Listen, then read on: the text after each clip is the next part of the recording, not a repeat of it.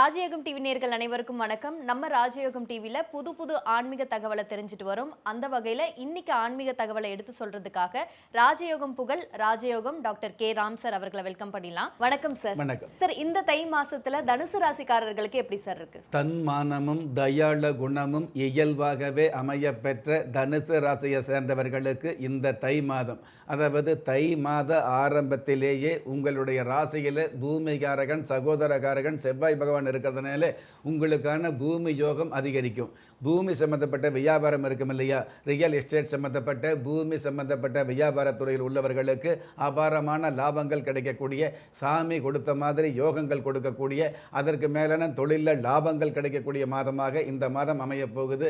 தரகு சம்பந்தப்பட்டது, கமிஷன் சம்பந்தப்பட்ட துறையில் உள்ளவர்களுக்கு கை நிறைய காசு பணம் சேரக்கூடிய மாதமாக இந்த மாதம் அமையப் போகுது.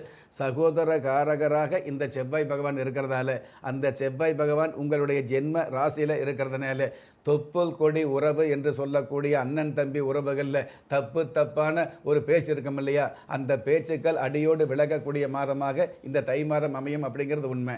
ஜென்ம ராசிக்கு 7ஆம் இடத்ததிபதி, அதாவது கலஸ்தர ஸ்தானாதிபதி புதன் பகவான் ஜென்ம ராசியில் இருக்கிறதுனால புதிய புதிய திட்டங்கள், புதிய செயல்பாடுகள், புதிய சூட்சுமங்களை பயன்படுத்தி பெரிய பெரிய லாபங்களை அல்லது பெரிய ஒப்பந்தங்களை சம்பாதிக்கக்கூடிய மாதமாக இந்த மாதம் அமையப் போகுது.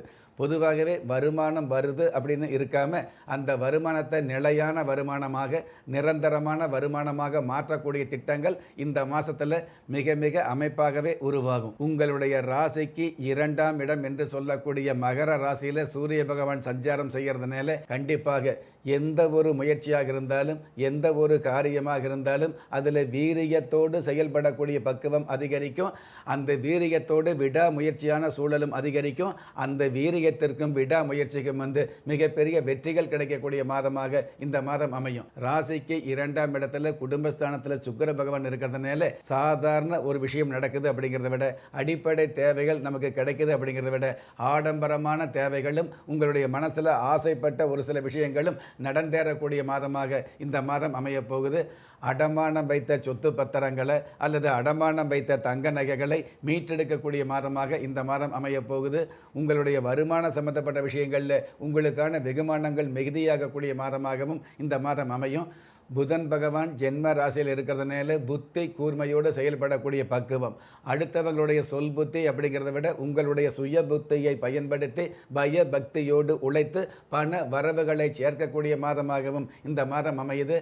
புதன் பகவான் ராசியில் இருக்கிறார் அப்படிங்கிறத விட ராசி அதிபதி குரு பகவான் புதன் பகவானுடைய வீட்டில் மிதுன ராசியில் 7ஆம் இடத்துல இருக்கிறதுனால இருவருமே மிகப்பெரிய பரிவர்த்தனை யோகத்தோடு இருக்கிறதுனால கண்டிப்பாக பாச நேசங்கள் மிகுதியாகக்கூடிய, சொந்த பந்தங்களுடைய உறவு சம்பந்தப்பட்ட விஷயங்களில் உரிமை அதிகமாகக்கூடிய, பண வரவு சம்பந்தப்பட்ட விஷயங்கள் உங்களுடைய வாழ்க்கையில் வெகுமானத்தை கொடுக்கக்கூடிய, மிகப்பெரிய ஒரு பெரிய சுபகாரியங்களை தலைமையேற்று நடத்தக்கூடிய, கடந்த காலங்களில் பரிசம் போட்டு வருஷ கணக்காக தாமதமான திருமண சம்பந்தப்பட்ட சுபகாரியங்களை தாமதம் இல்லாமல் நடத்தக்கூடிய நல்ல வாய்ப்புகள் அமையக்கூடிய மாதமாக இந்த மாதம் அமையப் போகுது. ராசி அதிபதி புதன் பகவான் பகை வீட்டில் இருந்தால் கூட பரிவர்த்தனை யோகத்தோடு இருக்கிறதுனால தொகையாக வருமானங்களையும் வெகுமானங்களையும் கொடுக்கக்கூடிய மாதமாக தை மாதம் அமையும். Super sir. இவங்களுக்கு இன்னும் யோகத்தை அள்ளி கொடுக்கக்கூடிய நம்ம குலதெய்வ விருட்சம் எந்த மாதிரியாக பயனளிக்கக்கூடியவை? தை மாத கோச்சாரப்படி இந்த மாதிரியான கிரக நிலைகள் நல்ல நிலையில் இருந்தால் கூட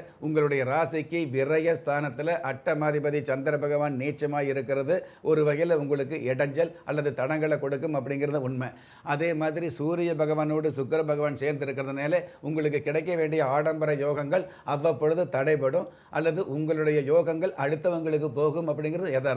அந்த மாதிரி இல்லாமல் உங்களுக்கான யோகங்களும் உங்களுக்கான லாபங்களும் உங்களுக்கான அதிர்ஷ்டங்களும் உங்களுக்கே கிடைக்கணும் அப்படின்னா அதற்கு கண்டிப்பாக குலதெய்வத்தினுடைய ஆன்மீக அருள் அப்படிங்கிறது நிச்சயமாக வேணும். அந்த குலதெய்வத்தினுடைய, அதாவது ஆதி மந்திரம் என்று சொல்லக்கூடிய மூல மந்திரங்களோடு பூஜிக்கப்பட்ட இந்த குலதெய்வ விருட்சம் உங்களுடைய வழிபாட்டுக்கு இருந்தது அப்படின்னா விழி பிதுங்கி நிற்கக்கூடிய உங்களுடைய வாழ்க்கையில் நல்லதொரு வழி பிறக்கக்கூடிய மாதமாக இந்த தை மாதம் அமையும்.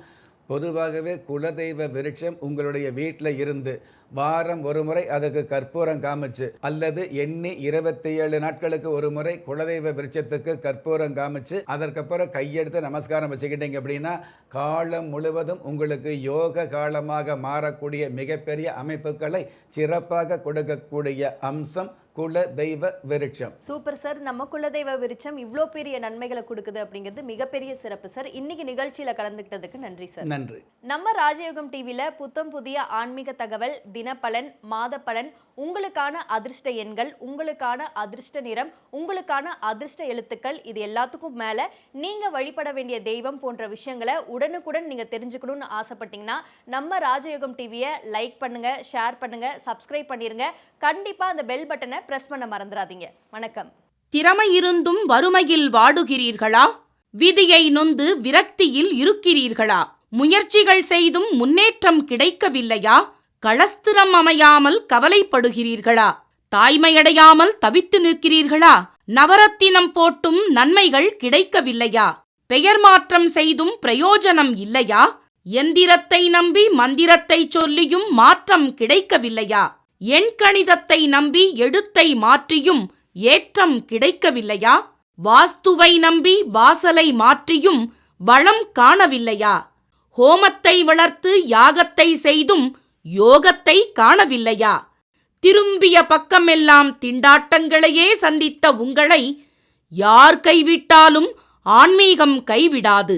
ஆம், அண்ட நிழலுமில்லை, ஆதரிக்க யாரும் இல்லாதவர்களை குலதெய்வம் கைவிடுவதில்லை.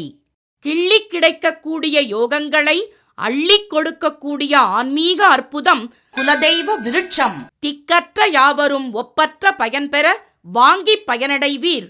குலதெய்வ விருட்சம். குலதெய்வ விருட்சம் குடும்பமே சுபிட்சம்.